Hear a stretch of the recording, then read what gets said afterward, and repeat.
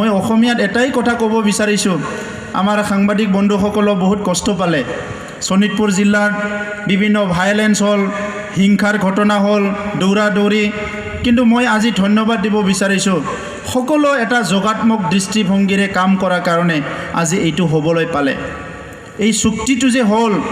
এই চুক্তিত সবচে ডাঙৰ কথাটো হ'ল শান্তি প্ৰতিষ্ঠা কৰা। বিশ্বত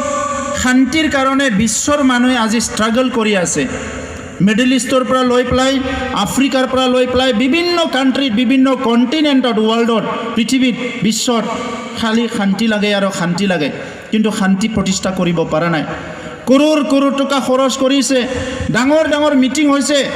এইখন দেশৰ ৰাষ্ট্ৰপতি, সেইখন দেশৰ ৰাষ্ট্ৰপতি, বিৰাট ডাঙৰ ডাঙৰ স্কলাৰবিলাক ইয়াতে আয়োজন কৰিছে, হিউমেন ৰাইটৰ NGO বিলাক মিটিং কৰিছে, UN লেভেলত মিটিং হৈছে, বহুত জাগাত শান্তি প্ৰতিষ্ঠা কৰিব পৰা নাই। কিন্তু আমাৰ এই বড়োভূমিত আমি শান্তি প্ৰতিষ্ঠা কৰিব পাৰিলোঁ না? আমাক UN মানুহ লাগিল না, আমাক কোনোবা ডাঙৰ হিউমেন ৰাইটৰ NGO লাগিল না, কি লাগিল? আমাক মাত্ৰ এটা ডিচিশ্যনৰ প্ৰয়োজন হৈছে যে আমি শান্তি প্ৰতিষ্ঠা কৰিম, আৰু শান্তি প্ৰতিষ্ঠা কৰিবলৈ পালোঁ আমি। 2009 চনত নিখিল বড়ো ছাত্ৰ সন্থাই আমি এটা প্ৰগ্ৰাম আমি এনাউন্স কৰিছিলোঁ, আমি এটা অস্ত্ৰ আৰু হিংসামুক্ত সমাজ গঢ়িম। সেই সময়ত বহুত মানুহে বুজি পোৱা নাই কথাটো, কি ক'ব বিচাৰিছে। ইফালে নিজৰ জনগোষ্ঠীতে সশস্ত্ৰ সংগ্ৰামীবিলাক আছে, অধিকাৰৰো সংগ্ৰাম কৰি আছে। মণিপুৰৰ পৰা মোক ফোন কৰি সুধিছে, আপুনি তাৰমানে সংগ্ৰামীবিলাকৰ বিৰোধী নেকি? মই কৈছোঁ সংগ্ৰামীবিলাকৰ বিৰোধী নহয়। বেংগলোৰৰ পৰা ফোন কৰিছে NGOৰ মানুহ, দিল্লীৰ পৰা ফোন কৰিছে, চবে কৈছে এই আপোনালোকে এইটো কি এনাউন্স কৰিলে যে নৰ্থ ইষ্টত আজি ইমান সশস্ত্ৰ সংগ্ৰামী আছে, আপোনালোকে কেনেকৈ বিপৰীতমুখী এটা ডিচিশ্যন ল'ব পাৰে? আমি সেই সময়ত মৰ্মে উপলব্ধি কৰিছিলোঁ যে অস্ত্ৰ সংগ্ৰামে আমাক আগলৈ নিছে না পিছলৈ নিছে। আজি যদি হিচাপ বেলেঞ্চ শ্বীট এটা চাই,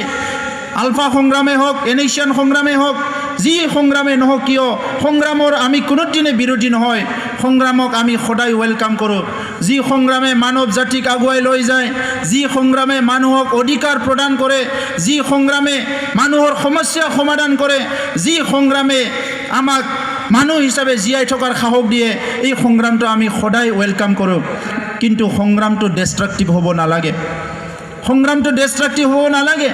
আজি বহুত সময়ত কোৱা হৈছে যিমানখিনি মানুহ মৰিল ইমানখিনি আমাৰ এচিভমেণ্টটো নাহিল, যিমানখিনি আমাৰ ধন সম্পত্তি টকা পইচা শেষ হ'ল ইমানখিনি আমাৰ এচিভমেণ্ট নাহিল। এই সংগ্ৰামত ইঞ্জিনিয়াৰ মৰি গ'ল, এই সংগ্ৰামত ডক্টৰ মৰি গ'ল, এই সংগ্ৰামত পলিটিচিয়ান মৰি গ'ল, এই সংগ্ৰামত সাহিত্যিক মৰি গ'ল, এই সংগ্ৰামত সাধাৰণ মানুহ মৰি গ'ল। এই সংগ্ৰামত আমি কি পালোঁ, ইয়াৰ এটা বেলেঞ্চ শ্বীট ওলাব লাগে। আৰু বেলেঞ্চ শ্বীট ওলালে আপুনি দেখিবলৈ পাব আপুনি নিজেও সন্তুষ্ট নহ'ব। তো এইকাৰণে NDBৰ যিটো সংগ্ৰাম সন্মানে কেনেকৈ সমাধান কৰিব পাৰে, আজি মই ধন্যবাদ দিব বিচাৰিছোঁ। আমি বহুত দীৰ্ঘদিন একেলগে আমি লগ কৰিব পৰা নাই। NDB প্ৰগ্ৰেছিভ আৰু আমি 2013 চন বা 2005ত চিজফায়াৰ হোৱাৰ পিছত লগ পাইছোঁ, আমি কাম কৰিছোঁ, এটা সমাধান সূত্ৰ ওলোৱাৰ কাৰণে আমি লাগি আছিলোঁ। কেতিয়াবা চৰকাৰী দৰ্জা খোলে, কেতিয়াবা চৰকাৰী দৰ্জা বন্ধ হয়, কিছুমানৰ ব্যৱহাৰ ভাল নহয়, কিছুমানৰ ব্যৱহাৰ ভাল, কেতিয়াবা উত্থান কেতিয়াবা পতন, বহুত ঘটনা পৰিঘটনা, কিন্তু আমি আগবাঢ়িছোঁ আৰু আগবাঢ়িছোঁ। দুটা কথা, এটা জাতিটোৰ কাৰণে কিবা এটা পাব লাগিব, আনটো শান্তি আনিব লাগিব, সমস্যা সমাধান হ'ব লাগিব। আৰু সেইটো আজি এটা সূত্ৰ, যি সূত্ৰটো নেকি এই বৰ্তমানৰ সময়ত অসম চৰকাৰে বুজি পালে, ভাৰত চৰকাৰে বুজি পালে। এই বুজি পোৱাৰ লগে লগে কানেকশ্যন, কাৰেকশ্যন আৰু ডাইৰেকশ্যন এটা আহি গ'ল, কানেক্টেড হৈ গ'লোঁ আমি, এটা কাৰেকশ্যনো হৈ গ'লোঁ। চৰকাৰে ক'লে যে এইটো ল'ব নালাগে, এইটো ল, আমি ক'লোঁ চৰকাৰক এইটো নালাগে, এইটো দি। আমাৰ কাৰেকশ্যন হ'ল নিজৰ মাজত যে গিভ এণ্ড টেক, কিবা এটা এৰা ধৰা কৰিব লাগিব। আমি ধৰি থাকিব পাৰোঁ, 100 বছৰ ধৰি থাকিব পাৰোঁ, কিন্তু আমাৰ যে প্ৰজন্ম আজি গাঁৱে ভূঞে আৰ্মি পুলিচ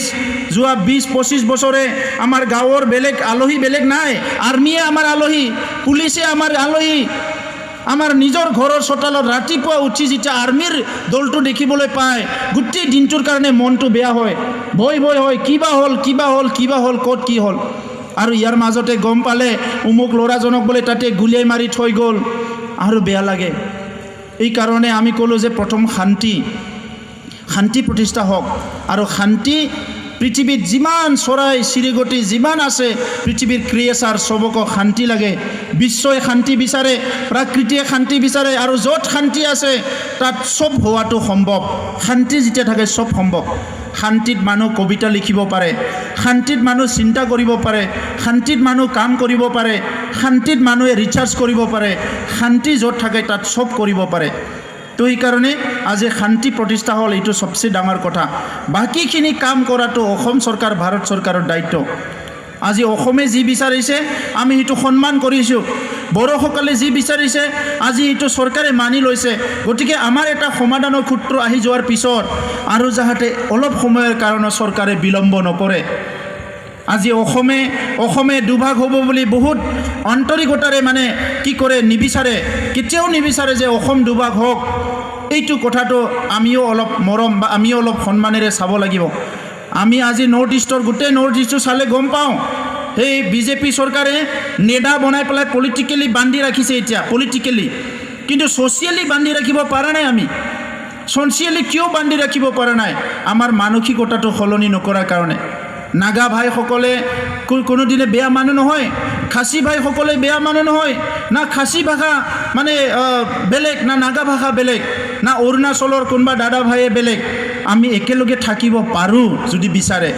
কিন্তু কিছুমান ৰাজনৈতিক চক্ৰান্তৰ কাৰণে কিছুমান সংকীৰ্ণ মনোভাৱৰ কাৰণে মানসিকতা সলনি নকৰাৰ কাৰণে আজি আমি পৃথক হৈ গ'লোঁ আৰু এতিয়াও যদি আমি মানসিকতাবিলাক সলনি নকৰি যেতিয়া আমাৰ কামবিলাক সময়ত নকৰে তেতিয়া সমস্যাবিলাক ৰৈ যায়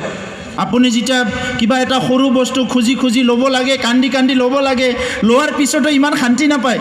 যেতিয়া যাচি দিয়ে মৰম কৰি দিয়ে আমাৰ বহুত আনন্দ লাগে বাহ মোক ইমান ধুনীয়াকৈ যাচি দিলে সৰু বস্তু এটা হ'লেও গতিকে মই অসম চৰকাৰ অসমৰ নেতৃত্বক মই আহ্বান কৰিছোঁ আজি কোনোবা বিচাৰিলেহে দিয়া এইটো নকৰিব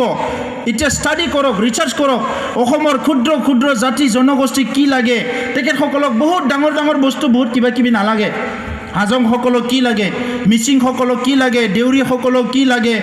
আমাৰ চাহ জনগোষ্ঠী কি লাগে কোনটো জনগোষ্ঠী কি লাগে চৰকাৰে ৰিচাৰ্চ কৰক চৰকাৰে ষ্টাডি কৰক চৰকাৰে আলোচনা কৰক আগভাগ লৈ আলোচনা কৰক যাতে কোনো যুৱ আৰু বন্দুক লৈ জংঘলত যাব লগা নহয় যিখিনি আছে এইখিনিও ঘৰত অহাৰ কাৰণে এটা ৰাস্তা কৰিব লাগে মাজনীয়ে ৰখি আছে আজি মাক পানী দিবলৈ মানুহ নাই ইফালে কিছুমান ডেকা ল'ৰা জংঘলত গুচি গৈছে ইফালে অৰ্থনীতি মানে বেয়া যিখিনি জুৰুলা অৱস্থা এইকাৰণে বেংগলোৰ গুজৰাট হাৰিয়ানাত যুৱবিলাকে গুচি গৈছে ভাত দুমুঠি বিচাৰি নিজৰ মাকক হস্পিটেলত দিবলৈ মানুহ নাই বহুত পৰিয়ালৰ এতিয়া এই কথাবিলাক আমি উপলব্ধি কৰিব লাগিব এটা সময়ত হিংসা আমাৰ শত্ৰু আছিল এটা সময়ত বন্দুক আমাৰ শত্ৰু আছিল আজি বন্দুক নাই কিন্তু আমাৰ শত্ৰু এতিয়া দৰিদ্ৰতা আমাৰ শত্ৰু এতিয়া সমস্যা আমাৰ শত্ৰু হৈছে এই যে আমাৰ যেটো অৰ্থনীতিভাৱে আমি জুৰুলা হৈ গৈছোঁ ইয়াত আজি এমপ্লয়মেণ্ট নাই কোনো তেনেকুৱা এটা পৰিৱেশ আমি গঢ়ি তুলিব পৰা নাই আমাৰ মাটি আছে মাটি চন পৰি থাকে বছৰত এবাৰে খেতি কৰে সেইখিনি দি আমাৰ বেমাৰে সামনা কিয়ে কৰিম এই কথাবিলাক আমাৰ যে অৰ্থনীতিক সমস্যা শিক্ষা সমস্যা এইবিলাকে এতিয়া আমাৰ শত্ৰু আৰু এই শত্ৰুবিলাকৰ লগত মোকাবিলা কৰি আমি এটক ডিফিট কৰিব লাগিব